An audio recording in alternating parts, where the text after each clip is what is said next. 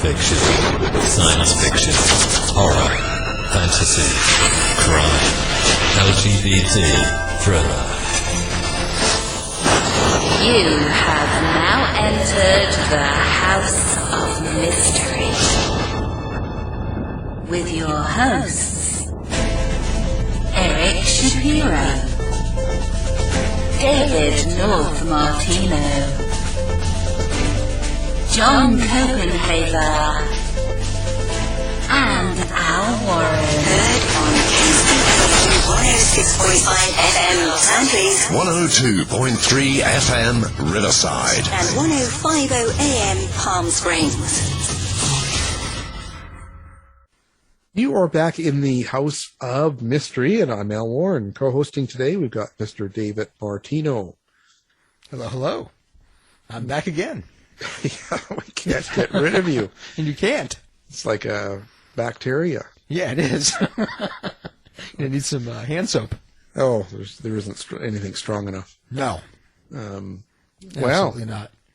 It's been an interesting week, and we're finishing off the week with a writer today. Looks like quite the mystery writer. Lots of information here. So let's just get her on the show. So let's welcome Kathleen Kaska. Thank you for being here. Thank you for having me, Alan.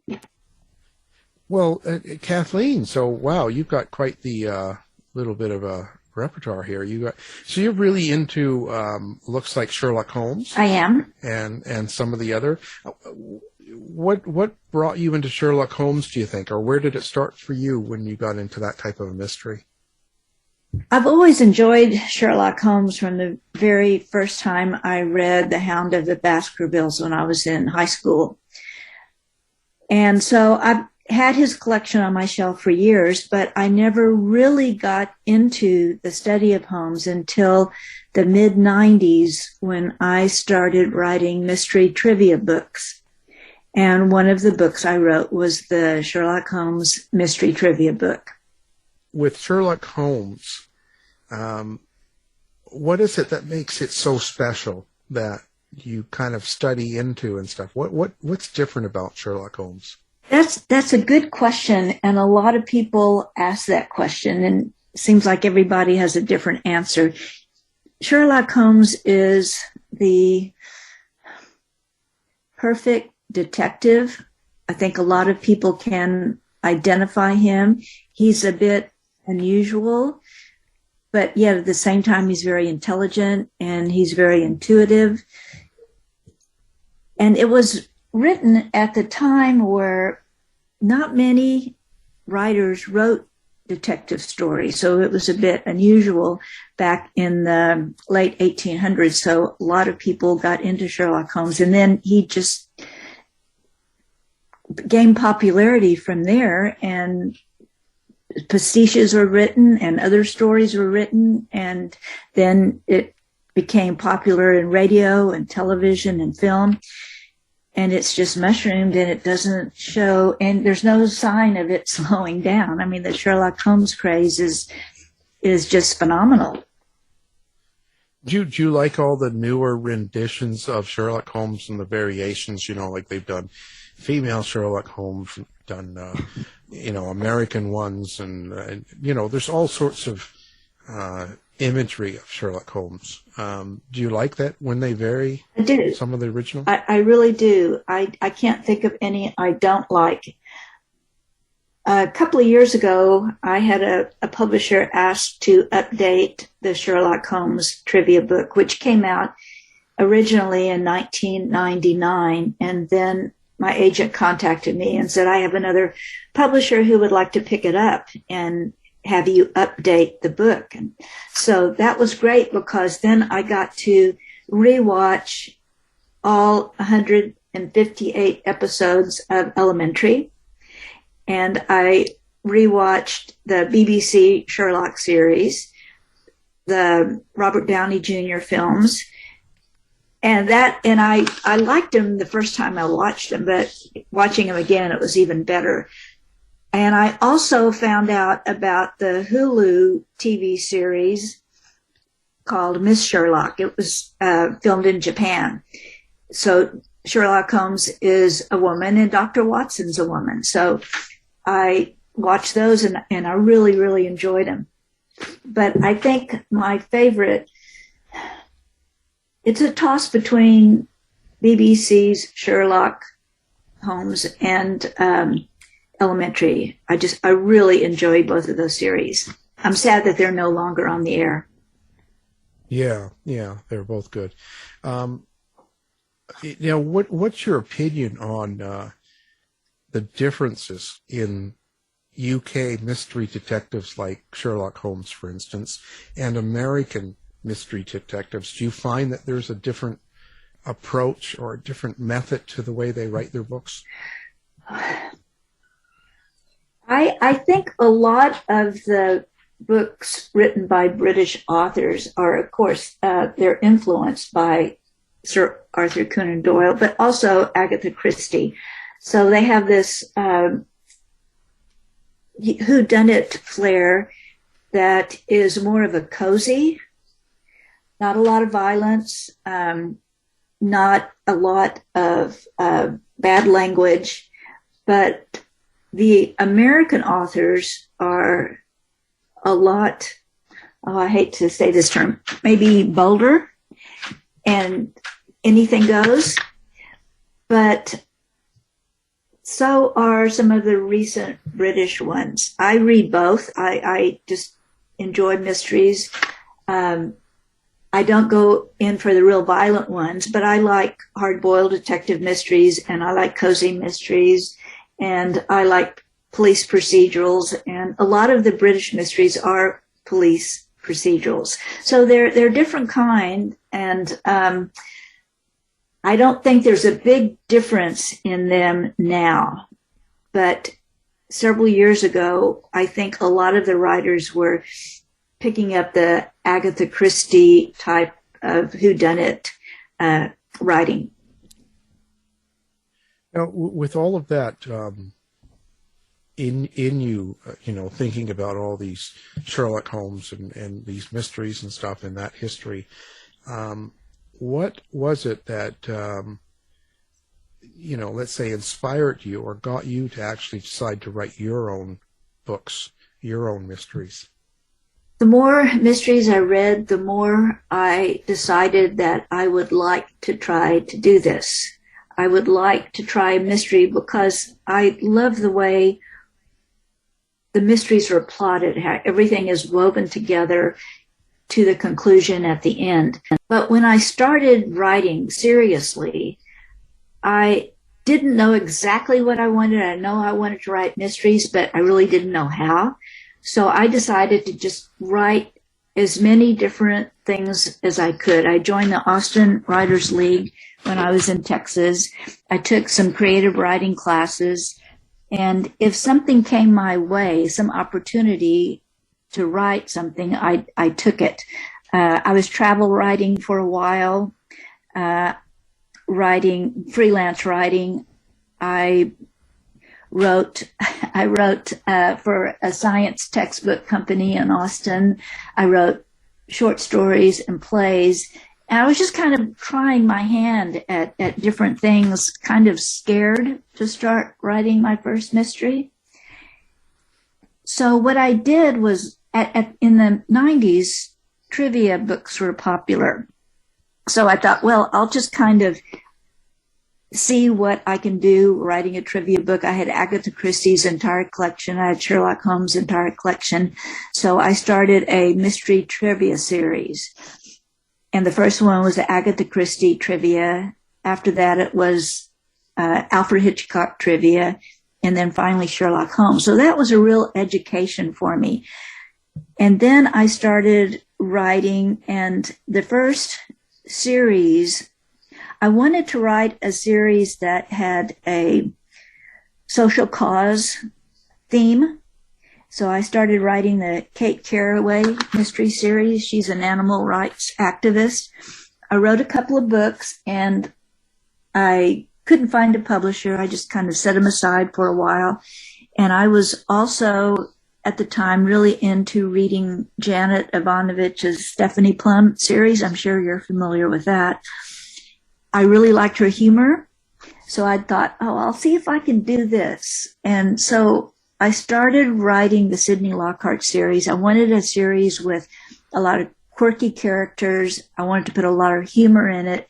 And that series took off right away. And then I brought back the Carraway series later.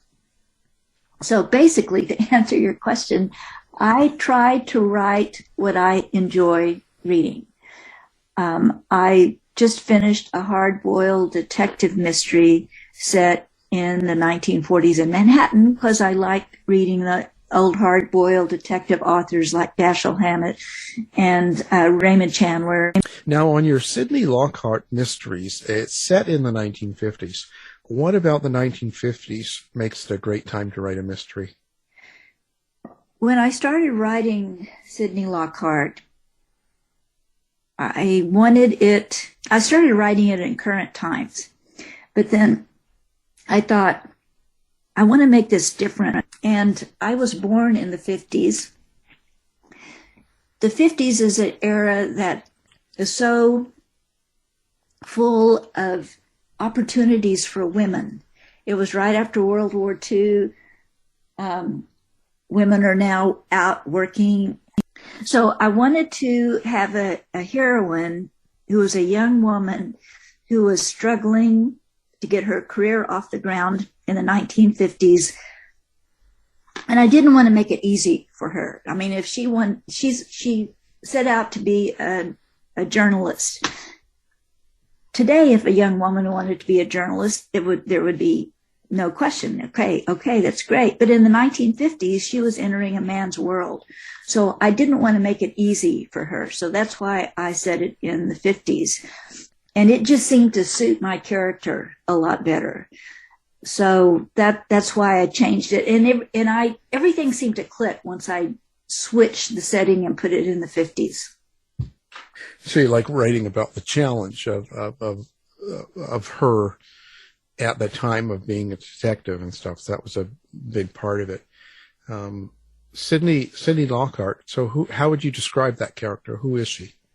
She's a young, independent, sassy, do-it-herself type of woman. She is focused on her career. She doesn't want anything to get in the way of her career. However, she comes across, in the very first book, a man who she is attracted to.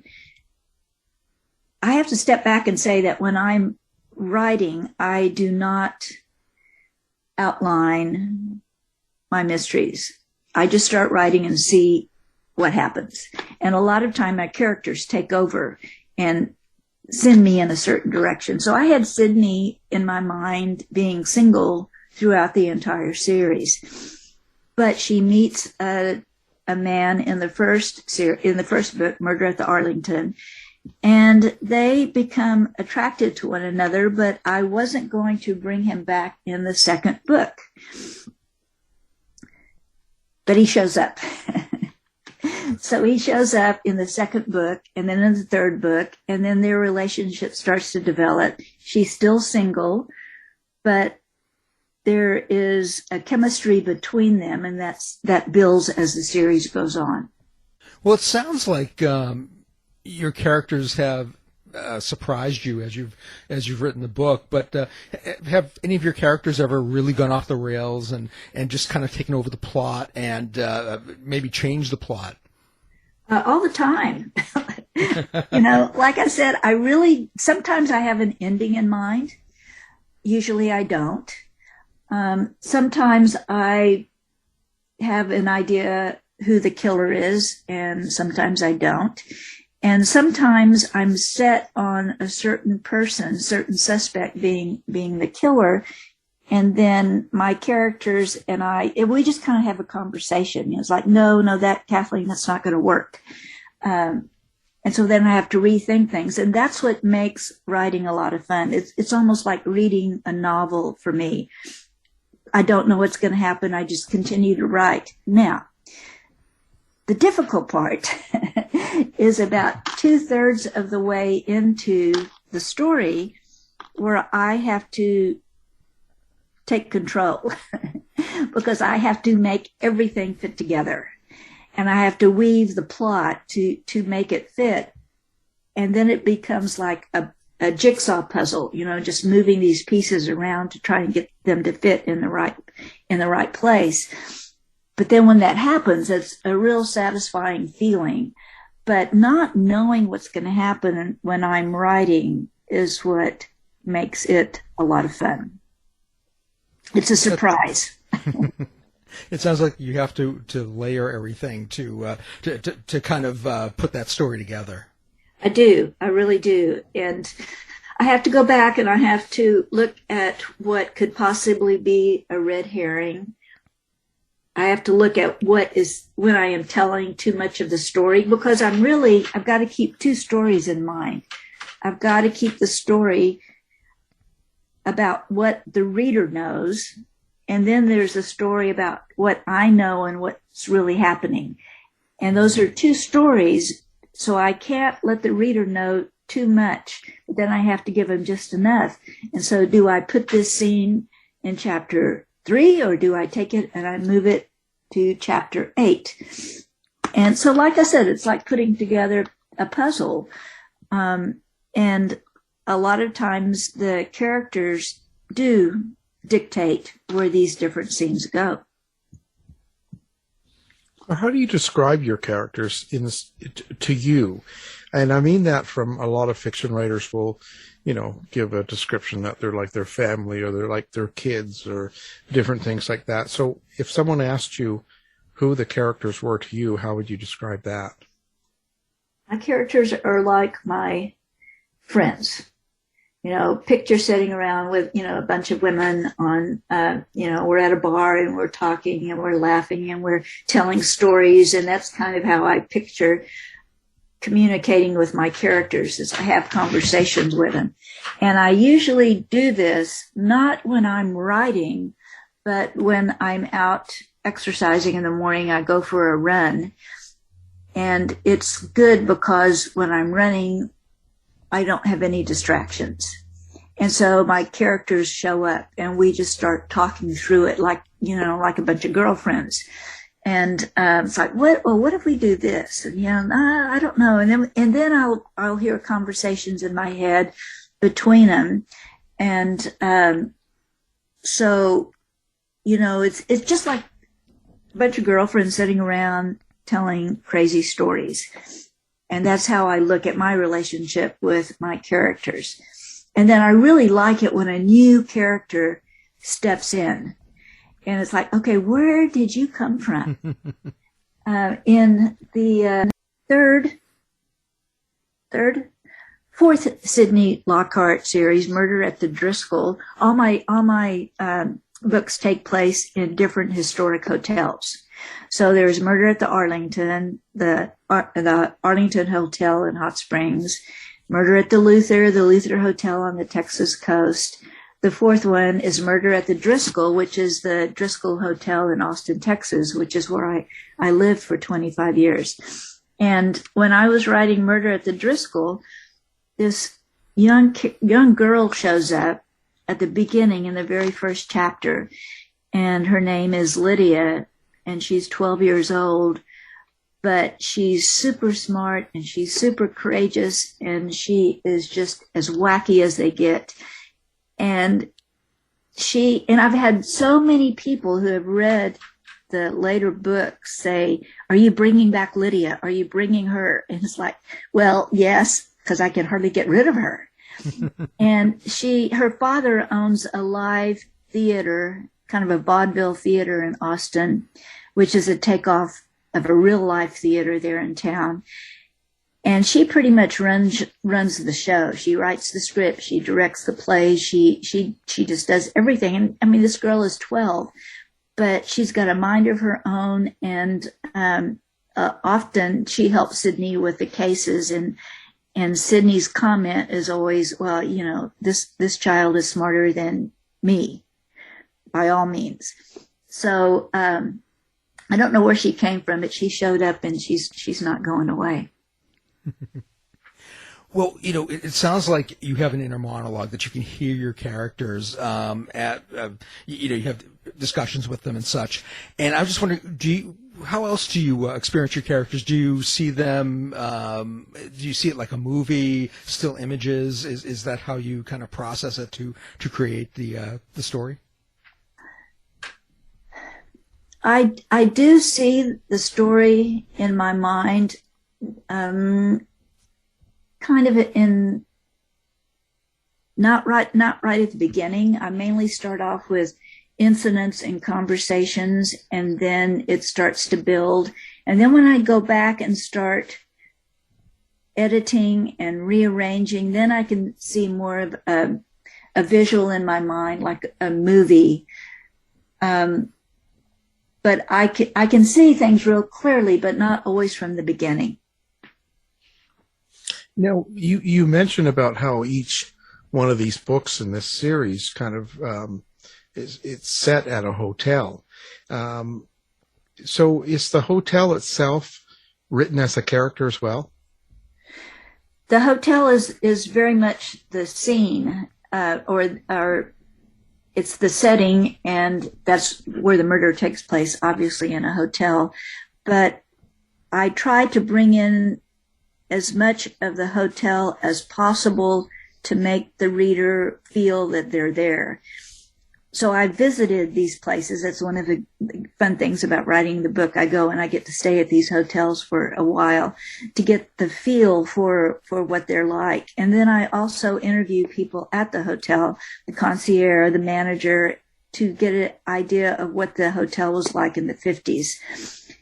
In picking a hotel for the series, the hotel obviously has to have been around in the 1950s, but it also has to be still in operation today. So I had readers say, I went to these hotels and I stayed there after reading your book.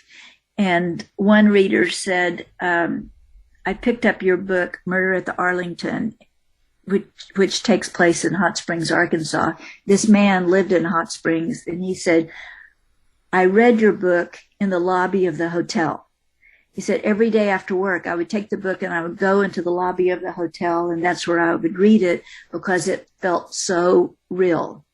So the setting of the hotels and the feel of these hotels in the 50s is really important to the story. Well, hopefully they give you a 10% for bringing them all the guests. Well, they do a lot of nice things for me. Well, I was going to say, yeah, it's a good thing. So that brings me to so when you are planning to write, so you've kind of got the idea and stuff, and you're going to sit down and write. Do you have to be in a certain mood, or can you just turn it on? Can you sit down and go, well, I've got nothing between 10 and 2 today, so I'm going to sit down and write? Or is there a particular feeling that has to go on, or something that makes you write? I don't have a certain writing schedule. I mean, I do in a way. I'm a morning person, so I'd like to get some fresh ideas in the morning. But I used to be a teacher, and when I was a teacher before I retired, I did have a strict schedule. But now that my time is my own, I don't pretty much say I'm going to write from 2 to 4. I write when the feeling hits me. Same way with creating the characters. I just the idea just kind of pops into my head from nowhere. And then it's off and going. It's off and running, and then I just start writing. But no, I don't have a particular schedule. But I can write when I want, and because I write different things, if it's early in the day and I'm not very productive, then I can switch what I'm writing and go to something else. So I'm writing the Sydney Lockhart and the Carraway series at the same time, but I'm also writing blog posts and magazine articles and just, a lot of different things. And so I will switch from one thing to the other. And once I feel that, yeah, this is what I want to say, and I'm off and running, I'm writing. So I don't really worry about how many hours a day I put in on a certain story, because in the end, it all gets done. I've never missed a deadline. So I guess it works for me just fine. Do you feel your nonfiction work and, I should just say, do you feel your nonfiction work and other writing kind of helps you to be maybe a more efficient fiction writer? Absolutely. It really does.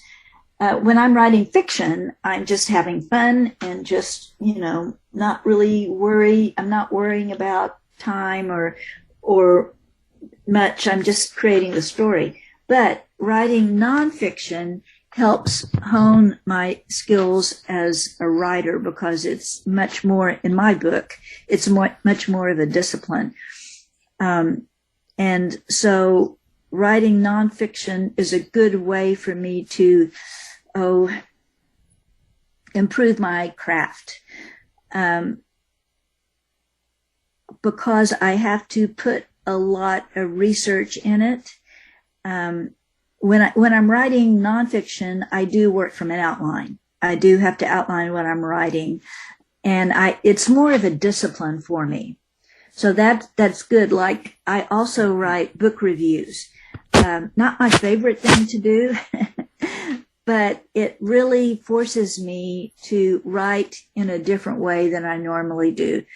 So anything that I can write that helps me improve and learn and hone my skills is good, even if it is a struggle, because I just have to keep improving. I mean, I've got 14 books out, but I still feel that there's a lot I have to learn.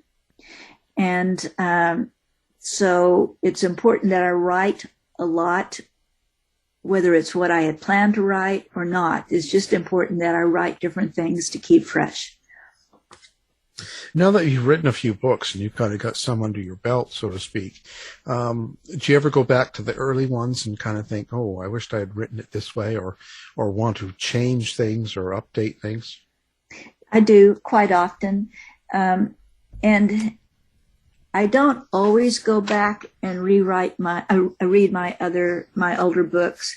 Every now and then I have to, but once the book is published, it's really kind of hard for me to go back and read it, because I always think that there's something I could have changed.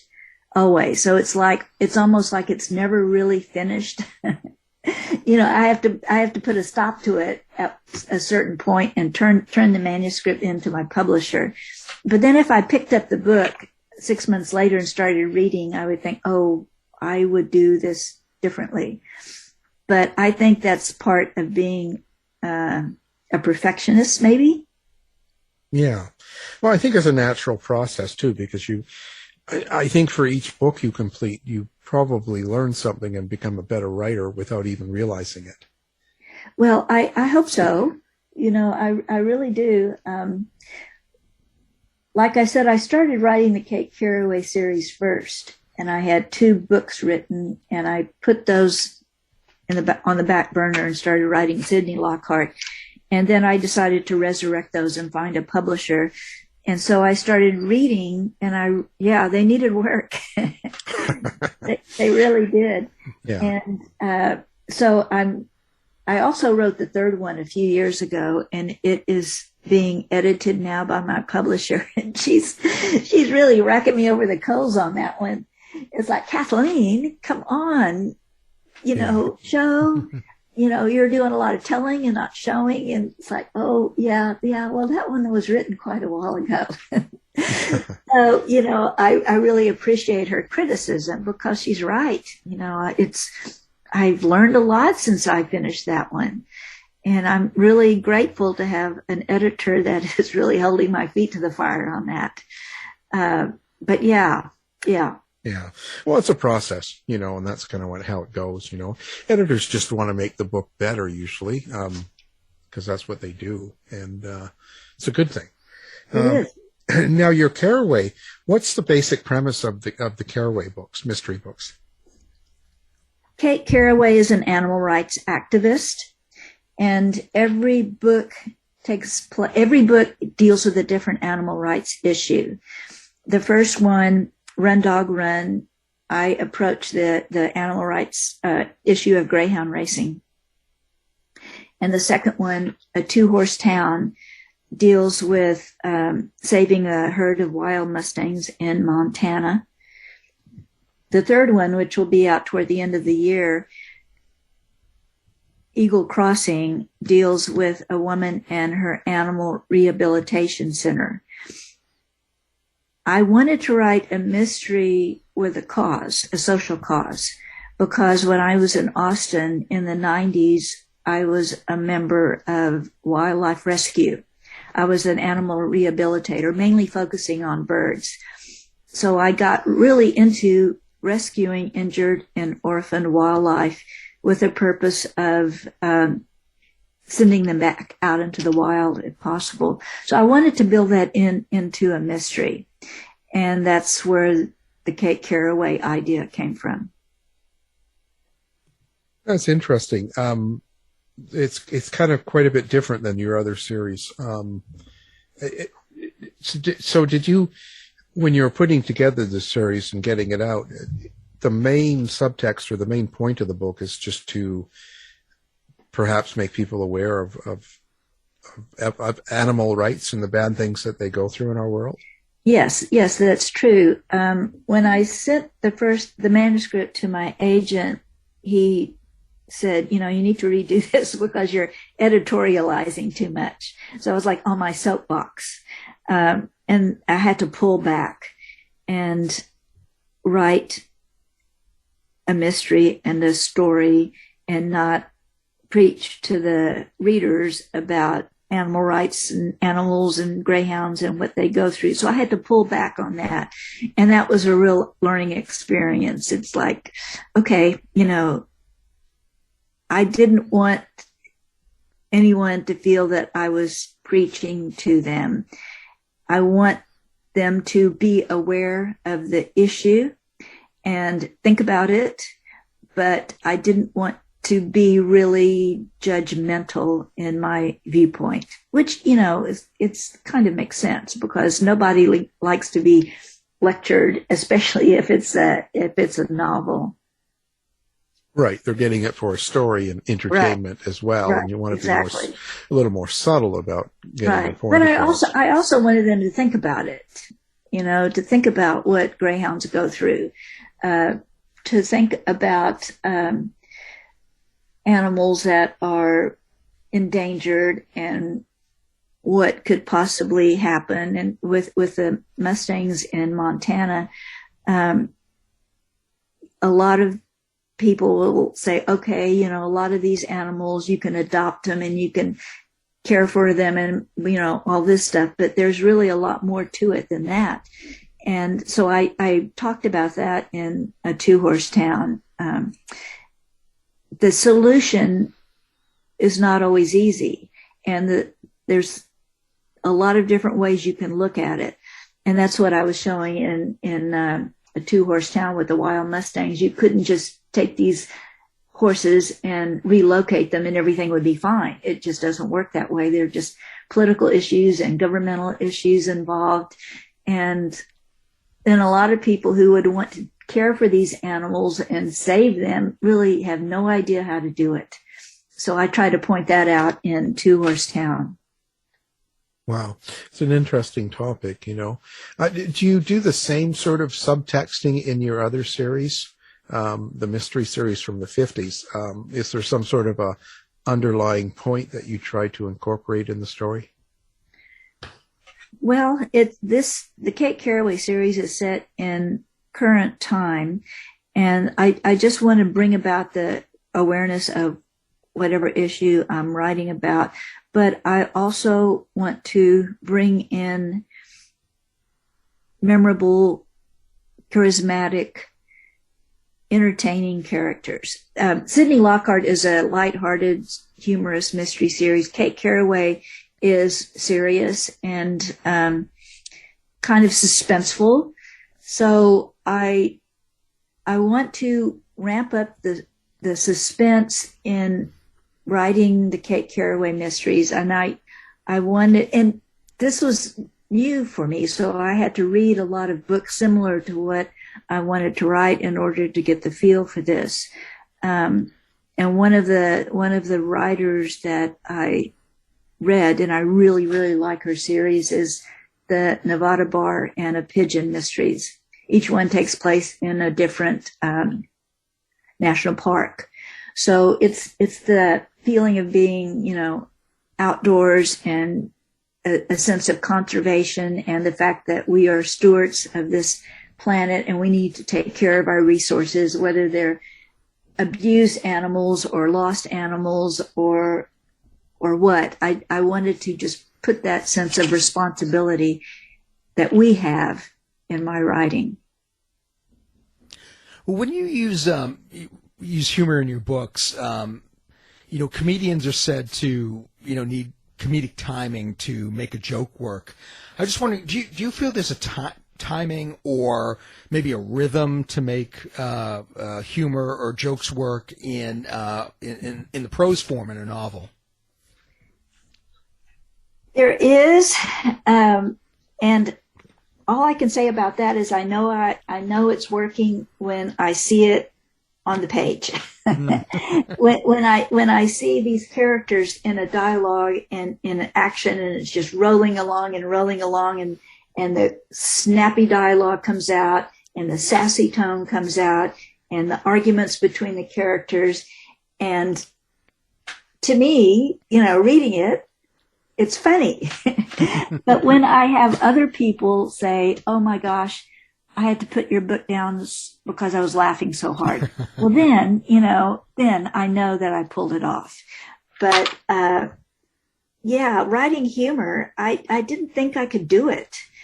But like I said, I just wanted to give it a try, and it just came out.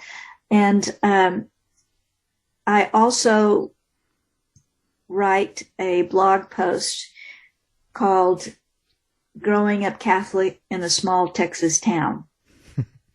I never thought I would write about myself and growing up and where I was from and all that until I had to give a speech once about that topic. And I made it funny because it really was not funny. I mean, I had a really great childhood, but, I went to a Catholic school for 8 years, and I was taught by nuns, and I was in a small community, and everybody knew everybody, and I was a very shy, easily intimidated child. So, yeah, it was tough. So when I started on this speech, the only way I could do it was to make it funny, and it happened. It just worked. And so now I write this blog post, and it's a great way for me to look back at my life, being raised Catholic and going through this educational system and being okay with it. And the Catholic Church, I'm still Catholic, but you got to take it with a grain of salt every now and then. I mean, you really have to. And, you really have to just kind of chuckle. And I don't mean that in a sacrilegious way, but just like, okay, yeah, that's really bizarre, but, that's just the way it is. And it's kind of funny. But, so, yeah, I surprised myself. Now you've got a new book coming out, I believe, in each series. So let's talk about that. When are your new books in these series coming out? And what? Yeah. Okay, Murder at the Menger, the next Sydney Lockhart, will be released on June 26th. It is now available for pre-order from Amazon or my publisher.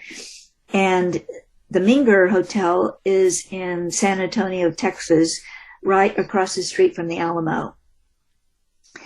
And so that's where this mystery is set.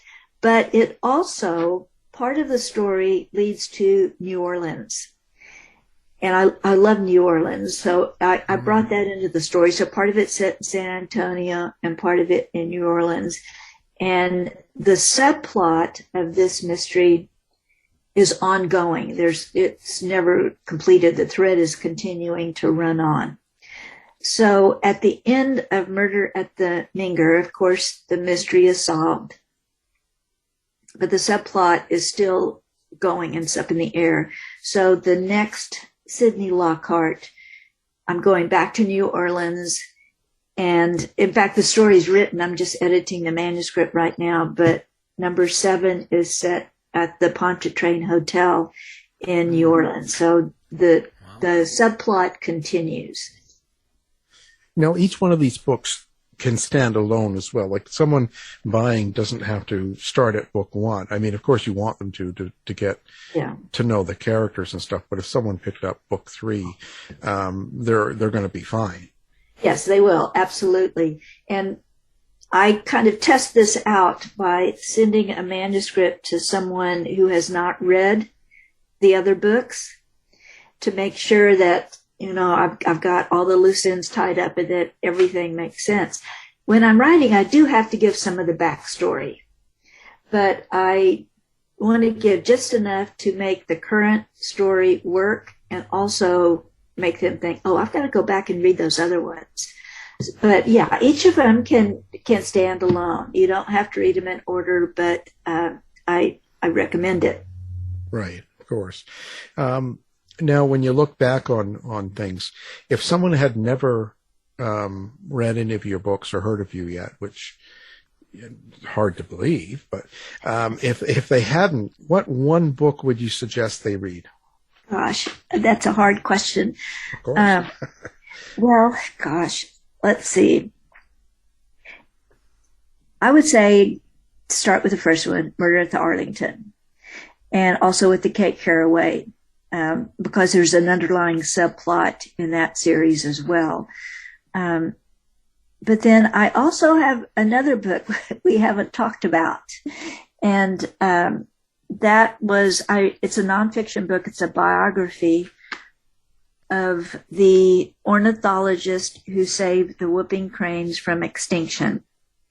I'm a birder. I'm passionate about birds, and then here I am talking about saving some endangered species, and that's what this book is about.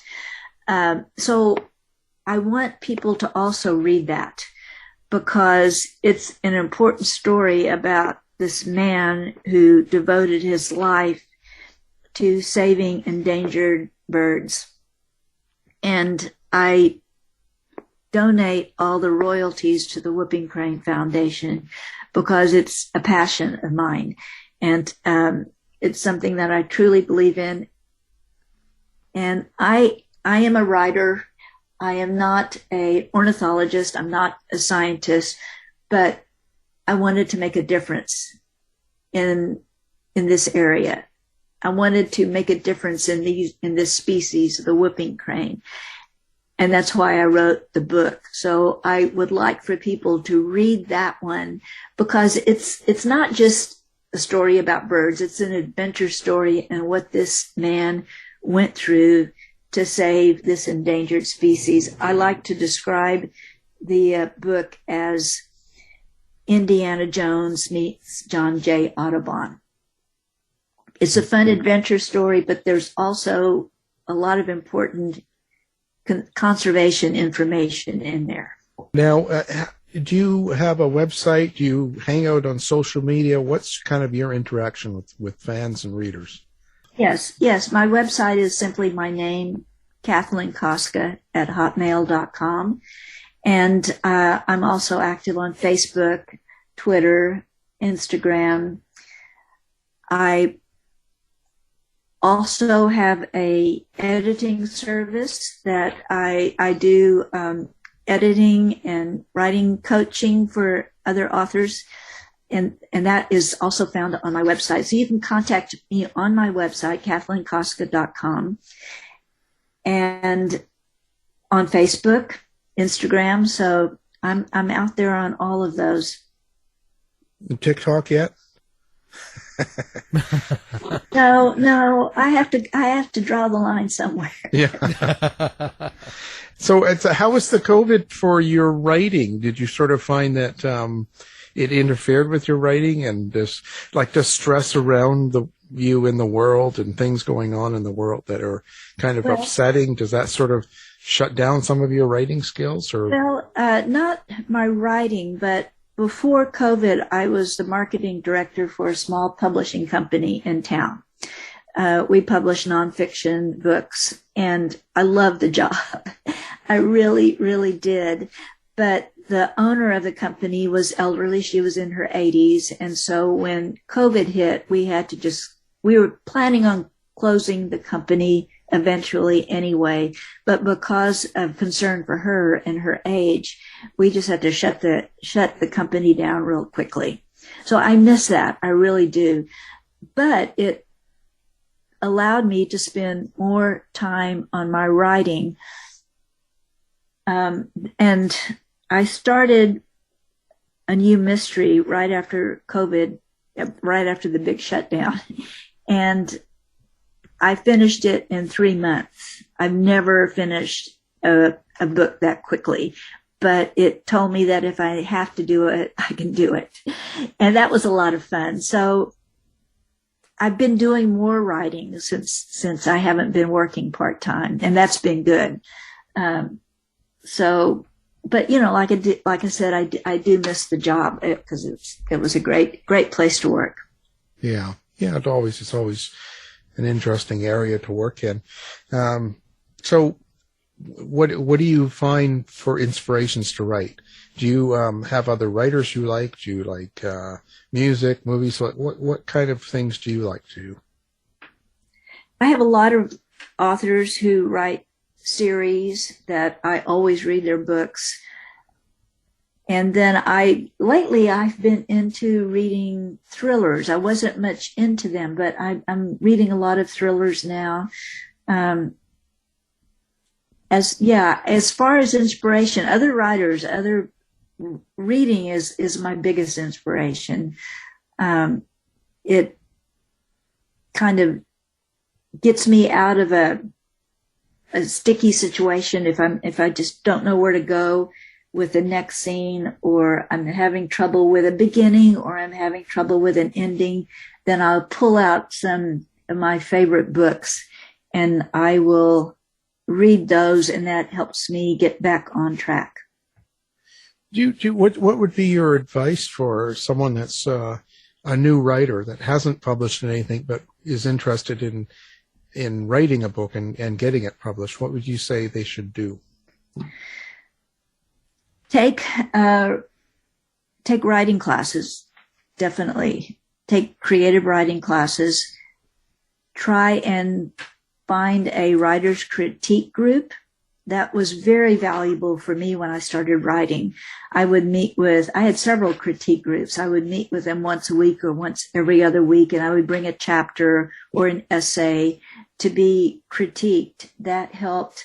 I also suggest joining a writers' league in your area. So I'm still a member of what was the Austin Writers League is now the Writers League of Texas. I'm a member of a writers' league in the area, and I try to spend a lot of time with other authors. Going to writers' conferences helps. Just think like a writer and write. And in my coaching business, I coach a lot of people who want to write, but they don't know how to begin. And my advice is really simple. The number one step is 15 minutes a day. Just write 15 minutes a day. Doesn't matter if it's good. Doesn't matter if it makes sense. But pick a topic and write on it 15 minutes a day. And I remind them, I said 15 minutes is you could probably get a page done in 15 minutes. And then if you get a page done a day, that's 365 pages by the end of the year. And even though it might not be good, at least you have something that you can work on. Because if you haven't written anything, there's nothing to work on.